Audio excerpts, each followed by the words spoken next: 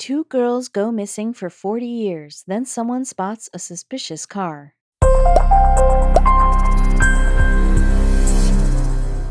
May 29, 1971, high school students Cheryl Miller and Pamela Jackson were on their way to an end-of-year party when the friends they were following made a wrong turn.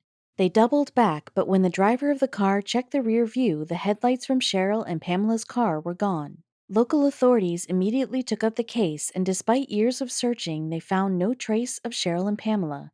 Speculation swirled as to the fate of the missing girls, though it wasn't until decades later that authorities finally found answers. At the start of the investigation, things didn't add up. According to the friends they were following, neither Cheryl nor Pamela had been drinking before getting in the car.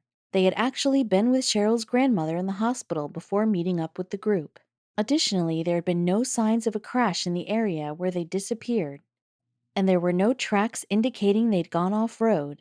It was as if they'd simply vanished into thin air. But in rural South Dakota in the early 1970s, missing child cases weren't cause for the 100-person manhunts you see today. With the free-spirited attitudes of the 60s having carried over to the youth of this new decade, many disappeared teens were simply thought to have packed up and headed for California. Back then, if a kid turned up missing, it actually was far more likely that they were a runaway, recalled former Clay County Deputy Sheriff Jim Rowenhorst.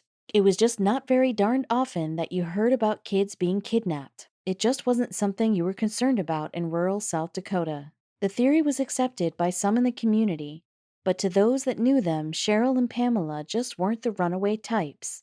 Classmates called them down to earth, and according to Cheryl's older sister Kay, she left the house with only a purse that night. That's why even after the local sheriff's office scaled back its search, family and friends of the missing girls only pushed onward. They checked every ditch and ravine in the county, and Cheryl's father drove back roads for hours each day, desperately calling out for his beloved daughter and her dear friend. As time passed and forensic technology improved, authorities returned to the area sporadically, hoping to uncover any trace of the girls. They employed ground-penetrating radar and metal detectors in search of their vehicle, and they even excavated the gravel pit the two were headed to for the party. Still, nothing was found. It wasn't until 2004, with the creation of the South Dakota DCI Cold Case Unit, that there finally came a break in the case. According to reports, the site of the party had not been too far from the farm where a certain classmate of Cheryl and Pamela's had grown up. That classmate was David Lycan, a serial rapist who was 14 years into a 225-year prison sentence when authorities began looking into him. Given his history of violence and his proximity to the location where the girls disappeared, Lycan became a primary suspect. This led authorities to search the Lycan farm, where David's younger sister claimed to have seen family members burning a large amount of evidence on the property years back. After a quick search, it appeared she was right. 2 hubcaps were unearthed, and dozens of bones were found buried beneath the property's septic tank.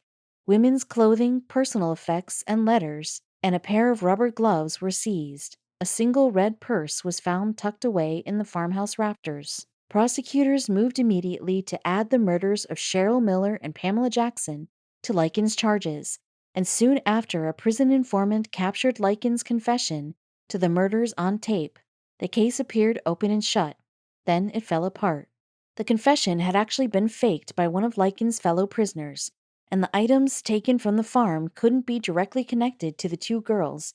Even the bones under the septic tank turned out to be those of butchered animals. With no concrete evidence to go on, the charges against Lycan were dropped. It was now 2008, and authorities were no closer to uncovering the fate of Cheryl and Pamela than they were 37 years prior. Fortunately, they wouldn't have to go for another 4 decades before the real truth came out. In 2013, a local fisherman walking along Brule Creek stumbled upon a large shape sticking out of the water. He moved closer, expecting to find a few rocks or some discarded trash. Instead, he discovered the underside of a rusted car jutting out from the mud. Authorities moved to pull the car from the creek, which they soon determined was a 1960s Studebaker Lark, the same make and model of Cheryl's car. The remains within were completely unidentifiable. though one piece of evidence managed to survive all these years: a purse. Inside, investigators found everything from loose change and house keys to photos and letters from friends. But one look at the faded driver's license told authorities everything they needed to know about this wreck. It belonged to Cheryl, meaning that the remains inside were those of the two missing girls. The 42-year-old cold case had finally been solved.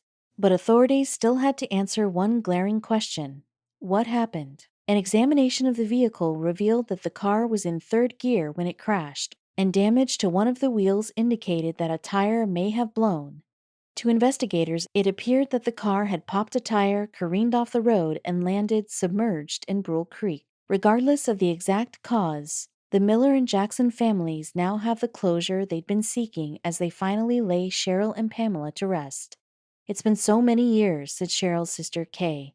"It will be nice to have her home." Unfortunately, not all cold cases turn out to be unfortunate accidents. Just 2 years prior, in the winter of 1969, the students in Harvard University's anthropology program were set to take their last final exams when they noticed one thing was noticeably out of place. Jane Britton, a 23-year-old star student with a passion for Near Eastern archaeology, was nowhere to be found. This wasn't like Jane. She was always the first to class and was extremely invested when it came to schoolwork. Jane's boyfriend, James Humphreys, was the first to notice her absence. He knew that something must have been awry if Jane hadn't made it to the ultra-important test. Had she fallen suddenly ill? Humphreys called Britton and received no answer. Deciding to go straight to her residence at 6 University Road, Britton lived alone in a fourth-floor apartment, but had lots of neighbors, many of whom were involved in the Harvard community. The nervous boyfriend knocked on the door. Hearing nothing, he waited a second, then knocked again. With no response, then he heard another door creaking open in the hallway, and he looked up in alarm. Standing behind him was none other than Donald Mitchell, Jane's friend and next-door neighbor. Warily, the two men decided to enter the silent apartment. They took a deep breath and crossed the threshold. Donald, Mitchell, and James Humphreys gasped. They had found Jane Britton, but she was not in good shape. The young woman was lying face down on the floor and appeared to be stiff. Filled with unspeakable horror, Mitchell slowly turned over the girl's cold body. Suddenly he jumped back. The front of her torso was completely soaked in blood. The two men called the police and waited. As soon as the police arrived at the scene of the crime, they began the hard work of piecing together exactly what happened the night before that had led to Jane's early demise. Eyewitness accounts stated that she'd spent the evening ice skating and getting dinner with her friends and boyfriend. Then, at 10:30 p.m., she and Humphreys returned to her apartment for a hot cocoa. Britton would only leave the apartment one more time before coming back for the final time that night. She'd gone over to Mitchell's apartment to retrieve her cat, Fuzzy, and indulge in a bit of late-night sherry. She then arrived home around 12:30 a.m. However, despite the sherry, toxicology reports would soon reveal that the alcohol never entered her bloodstream at all. This led investigators to conclude that the girl had been murdered within an hour of leaving her neighbor's residence. The cops asked neighbors to reveal anything they might have seen or heard that seemed out of the ordinary. The Mitchells insisted nothing had caught their attention. However, other neighbors did have some suspicious details to share. One building resident reported hearing strange noises coming from Britton's fire escape the night before, while another related seeing a strange man running through the streets at around 1:30 a.m. While these reports definitely raised eyebrows, they weren't incredibly helpful. There was no sign of forced entry, and in fact, Britton's door had been unlocked. This particular detail was the source of much controversy. This is because a girl had been murdered in the very same building not 6 years prior by the Boston Strangler himself. Security was awful in the building, the doors were impossible to lock, and public outrage over the perceived negligence grew. Although it found that Britton had been sexually assaulted, semen was found at the crime scene. Back in the 1960s, investigators didn't have the technology necessary to connect the sample to a specific perpetrator. The investigation kicked off with law enforcement training a lens on those in her community, specifically students in her anthropology department who she'd gone on a recent school-related trip to Iran with. One of the reasons for this was that red ochre, a clay-like substance used in ancient Persian burial rituals, had been found on the body. Detectives assume the killer must have had intimate knowledge of Iranian culture. Reports also circled of apparent animosity on the Iran trip. This added more credence to the theory that one of her own classmates may have played a part in Jane's brutal killing. Soon, however, things would take a surprising turn. Investigators realized that the ochre was not symbolic, but rather had come from Jane's own paintings. Additionally, students and professors said the perceived hostility in the trip had been way overblown. Their only lead had been effectively squashed. Still, there was one more concerning detail that detectives continued to focus on. A stone given to Jane by the Mitchells, one sharp enough that could ostensibly be capable of killing someone, was missing from her apartment. Was this the murder weapon? A mere 2 days after her body was found, the Cambridge police chief came out with a decisive announcement. First off, they'd found the sharp rock in question, and secondly, they were closing the case to the public until further notice. The blackout of information didn't stop people from speculating, though. Some said that given how well liked Jane was in her community, the murderer had to have been a stranger. Others thought about it a bit differently. Some people claimed that Jane was a little too friendly and sometimes hung out with the countercultural crowd, the hangers-on and acid heads, who you would not call young, wholesome Harvard and Radcliffe types. An anonymous source close to Britton remarked. Rampant rumors persisted while evidence dwindled. Without any concrete facts to go off of, speculation could only go so far. Eventually, the case stopped progressing completely. Jane's mother died in 1978 and her father in 2002, both going to their grave not knowing what had happened to their little girl. Decades passed and the world slowly seemed to forget about Jane. Then, in 2017, things took a decidedly dramatic turn when multiple requests from the public to reopen the case were finally granted. Finally, a half-century after Jane was found dead in her apartment, the semen samples recovered from the crime scene were tested. By this point, the technology was advanced enough that results could connect them with a suspect, and that's exactly what happened. The semen was consistent with a man named Michael Sumter. He was a convicted rapist and murderer, and his rap sheet undoubtedly fit the bill of someone who would commit such an unspeakable crime. There was one slight issue, though. Michael Sumter was dead. He'd passed away years earlier in 2001. In order to confirm him as the killer, they used the next best thing, his brother's DNA. Sure enough, it was a match. After all these years, the truth was finally out. Not only was there forensic evidence to implicate Sumter, but the timeline also matched up. He'd been working less than a mile away from Jane's residence during the time of her death. To make things even more tragic, Sumter had assaulted another woman in the same neighborhood 3 years after Jane's death. If only her murder had been solved earlier, then a second woman might have been spared. A half-century of mystery and speculation has clouded the brutal crime that shattered Jane's promising young life and our family, Jane's brother has said. The DNA evidence match may be all we ever have as a conclusion. Learning to understand and forgive remains a challenge. It's tragically common for cases to go unsolved. That's why it's so cathartic when closure actually is reached. When one California adventurer started out on the journey of his life, he had no idea he'd wind up at the center of one of the strangest cold cases in American history.